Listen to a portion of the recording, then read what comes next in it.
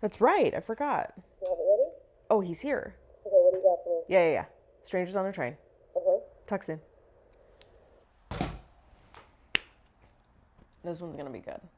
Welcome to the Callback with me, Lauren Allen.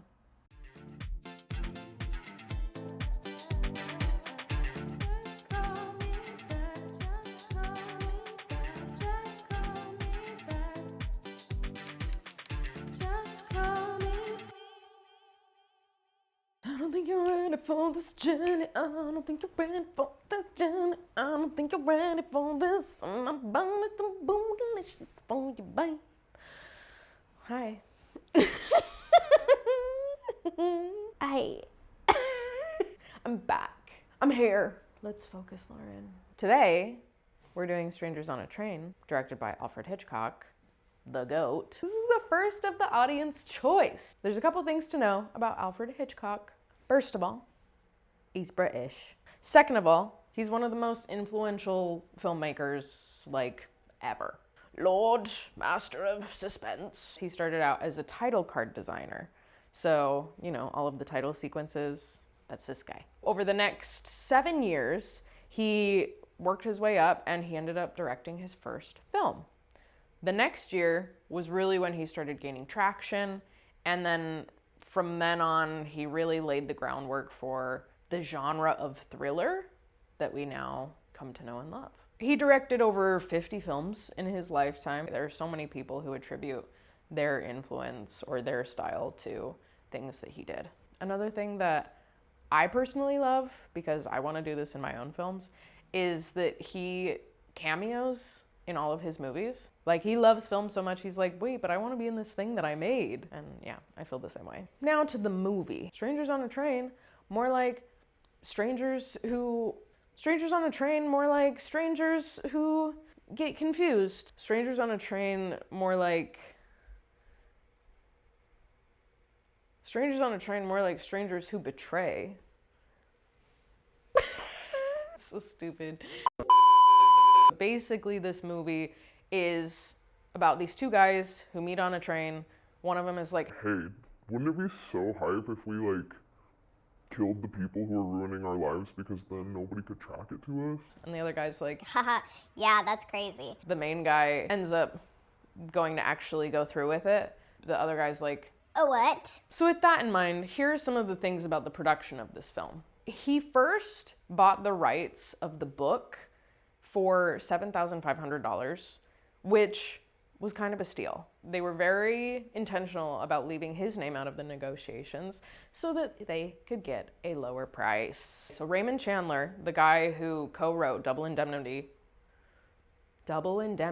with Billy Wilder, Hitchcock was like, want to work with that guy. However, they really didn't get along. Hitchcock was kind of like, Yeah, let's just talk about life and things. And then we can, get to the movie. It's whatever. and Raymond was like, So let's talk about the movie and then, I can go do my job. both of those are fine ways to work. They just did not mesh together. So then they got into this big fight. There were a couple of writers that ended up replacing Chandler, but Warner Brothers wanted the prestige of Raymond's name on it. So even though Raymond didn't write most of this, he's still credited for it. Crazy. In terms of the production itself, there's a lot of really cool elements. They went to a lot of these locations, the different tennis courts. They ended up building different parts of the fair, but also going to a place in California where the actual Tunnel of Love existed. Under the merry-go-round was actually super dangerous. A stunt double wasn't doing it, an actor wasn't doing it. It was just some ride operator who was like, I'll do it. And Hitchcock was like, that was crazy. We shouldn't have done that. Apparently, there's movie magic. In order to get the focus right with the lenses that they were using to get both the telephone and the girls in the back of the shot, they made a larger telephone. And then when the actress comes to answer the telephone, someone from the crew put a real telephone and so she could pick it up. But the telephone that they had built was huge so that they could just get the right proportions within the frame. So with that, I'm really excited to watch this one. Here we go. This feels like a Miranda Priestley introduction. Oh, playing footsies. I certainly admire people who do things. What a pick me, dude. He hates me. What? Yeah, shut up. Oh. No. So do you think my murder plan is okay? Ew. It just has cash for a lawyer. Well, I guess that's all they had. Bruh. I forget that you can just, like, look people up. Like, you could just find people. I'm nervous. I want to go to a fair. Oh, gosh. He broke it. Imagine if he went to the wrong house. And this was just an actual stranger he was murdering. It's terrifying, dude. Side saddle. Okay. Ton of love. Oh, Hitchcock, you little trickster. Literally going in straight for the kill. No. Guy. You don't always have to say what you think. Everywhere. This man is everywhere. Oh, I'm not interested in murder. Oh my gosh. Yeah, basically murdered, whatever. It's fine. I shall meet you in the father's room. I'm afraid on so many accounts. Okay, nothing to worry about. It's like this guy's never done a murder before. No, what? Ah! Yeah, this man has a gun. What do you... oh? Not this time. It's like challengers all over again. Nice. Oh, what? Yeah, my guy, I don't know how you're reaching that far in the grate. Oh. Now, where'd this man get his change of clothes? Because he was for sure in short shorts. And now he's in pants. Bro, you gotta stop lurking. Oh. Oh? He's having the time of his life. Yo. Come on, old man, come on. Oh my gosh. Period. You check his pockets, dude. Oh, and look where it is. In his hand. Yeah, that was good. Are you guys ready? I don't know if you're ready. I don't know if you're ready. But we have a very, very, very special guest here today. He is not only a very good friend of mine, but he is also the creator of the Turner Classic Collection. He and I went to undergrad together. I would like to introduce to you the amazing Max Jessop. How's it going? Long time no talk. I'm happy to see you. This is a joyous day. I liked this movie a lot. I really liked it. I think what's really interesting about this, because it's like a three-pronged collaboration here. Because it's Patricia Highsmith, who did the Ripley novels, and then you got Raymond Chandler, and I was like, wait, what? Why did he write this? And then Hitchcock kind of filtering all of it into his lens. And the fact that Chandler ultimately got fired after, like, they let him go. Which is weird. It's not his best movie. I'm still gonna vouch for like maybe Vertigo or Rear Window or something like that. I love the Psycho, duh. Here's what I would say. This is his most fun movie. I was surprised by how much I laughed. Oh my gosh. I was like, wait, Bruno is weird. He's crazy. You kind of get an idea of who this guy is from the beginning, and he doesn't really end up exactly like that, which is the sign of a great character. The fact that it was like just the guy being a freak really challenged my expectations in a way that was really delightful. The cinematography and the editing in this movie, absolutely incredible. The whole doubles thing, you know, where he's like, everything has like a symmetrical balance. And not only that, but also like that part in the tennis match where he's sitting in the stands. Let's acknowledge the elephant in the room. Challengers. I mentioned that in my reactions. I was like, so is this just challengers? It's not just the tennis stuff.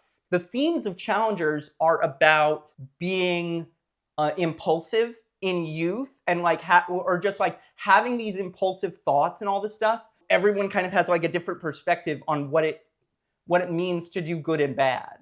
I think it's interesting too, kind of with Anne, the fact that she was so like devout. You see movies today like The Drama, right? And it's like finding out something like that could potentially ruin everything, right? But I think it's so interesting that she was like no, like, I don't believe you're that person, even though this seems a little suspicious. Well, her dad's a politician. And you know what? Yeah. The kid's sister was amazing. That's Hitchcock's daughter. Oh my gosh. But she was funny, is the thing. She was like the comic relief. She like was saying what anyone wouldn't say, but also with the idea that it was kind of romantic. The ideas of it, where it's like the fact that if he did murder, it wasn't that big a deal to her. And I thought that was funny and freaky. And all these characters are freaky except the main guy, who is tempted by freaky. He's tempted by freaky, but he's the one who stays staunch. It's like, I'm not freaky. He loves the freak, but he's not gonna freak. Exactly. But like, it reminds me of Pee-wee's Big Adventure. Wait. Here we go. Fresh from the new releases of the Criterion Collection. Pee-wee's Big Adventure, right? Very different. It's like they were tackling the same tropes, maybe, but being like, okay, but Hitchcock is like using this in a very serious and like, you know, like dangerous suspense building way. And like with Pee-wee, it's like for the intents of fun. Even though the thriller has existed, he's kind of etching out like what the rules are. And so when Pee-wee is iterating off of that and kind of like lampooning that, it's all because of like a rule book that he's kind of set precedent. The reason that there's so much Hitchcock in so much of the modern stuff is just because he's the master of suspense for a reason, because he made suspense what it is. Which we need to bring back. There's not enough suspense anymore. That's something that I want to start incorporating more into my films, of like, okay, how do I really build the suspense and not like drag it out, but like, how do I make the suspense intentional so that it's actually effective and actually puts us into an experience rather than just, oh, well, like, they were in danger. Whoops. I also wouldn't say that this is a dragged out movie, is the other thing. I feel like this is a very well-paced movie. It's like everything is exactly where it needs to be. We're constantly at this high speed tension, but you're always still kind of craving something. You're never lacking, but you're always craving. And I think that's a special thing that Hitchcock knew how to do and are kind of the building blocks of good suspense. You're being chased the whole movie, right? Which I think is such a different approach in the edit than I would have done. That wouldn't have been my first instinct as an editor, you know? And then, but like kind of going into pre-production being like, okay, well, how do I want the pace to feel so that we do feel like we're being chased the whole time? The threat isn't just a monster. It's not just a character. It needs to be the whole bones of the movie. Exactly. Obviously, it's Hitchcock, duh. But it's like, film was only around for what, like 30 years, 20, 30 years by this point? This is 1951. Like, Hollywood is definitely in its, not in its infancy, but its toddlerhood. I think it's easy to get caught up in seeing people who we now esteem as such like prolific filmmakers. It's like, well, yeah, it's because they were so intentional about every piece that went into this. I've gone through my fair share of like early Hitchcocks, and I don't like those. Doesn't that give you hope? Yeah, well, yes. The early Hitchcocks are clumsy, and it's really around this time when he starts to get cooking. So it gives you hope, but it's also to say that like we should celebrate this, but in the sense where it's like it's an achievable goal. I think especially for us, sometimes it's easy to see people online or whatever and be like, man, like they're so good at this thing. And it's like, well, yeah, they've been doing it for 20 years. The 7-year overnight success. There's so much that we learn just from what people are doing rather than what people are saying. I think for me, I was always kind of like, well, but like the dialogue is so good, you know, like whatever. And it's like, first of all, no, it's not. But also like, what do we actually need to know? And are we telling that, or are we showing are we telling it by showing? And which one ends up being more powerful? I think typically it is when we show it, because we get to infer everything that we need. We don't have to be told. We don't have to be like, oh, you're a stupid audience member. You know, like, and I think when a director trusts that their audience is going to get it, it works well. Hitchcock didn't respect a lot of people, but he did respect his audience. I'm grateful that he used his powers for our good. Unfortunately, he was a net negative to the people who knew him. Okay, this is a fun fact. The Hitchcock cameo, him carrying the double bass into the train, that shot when it was being shot, he had the daughter, Patricia Hitchcock, film that. She was directing him. And I think that's so cute. That's so... And I love stuff like that. Movies, man! Yeah, this was a great movie. And I think it's impactful and like an important understanding, you know, like a benchmark point, or a stepstone to like what Hitchcock is going to become, but also like it defines very clearly like who he is and the skills he's accrued. I think for me, it gives me a lot of hope. Like, as I practice and am intentional about how I go about making my movies, like, they will just get better. How cool is it that, you know, somebody who lived so many years ago, we're still talking about. And if you can learn anything from this movie that besides how to make a murder, I think this is what you should take from the movie by and large. Isn't Max such a great guest? Okay, so now that we've talked about it, let's put in the review.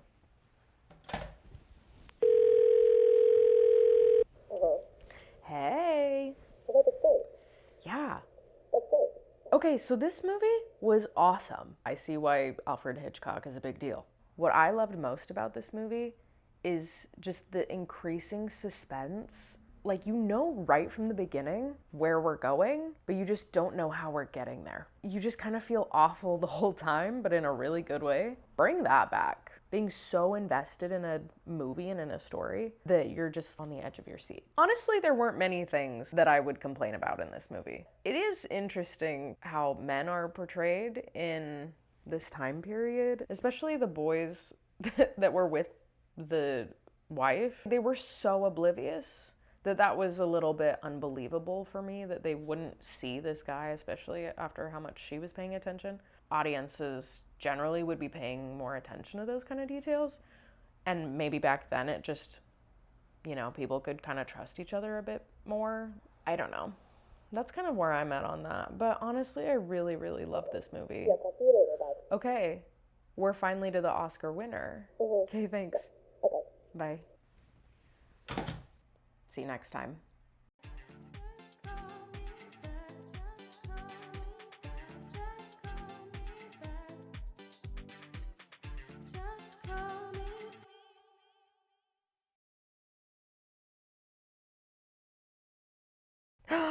That's right, I forgot. You have it ready? Oh, he's here. Okay, what do you got for me? Yeah. Strangers on a Train. Uh-huh. Talk soon. This one's gonna be good. Welcome to the Callback with me, Lauren Allen.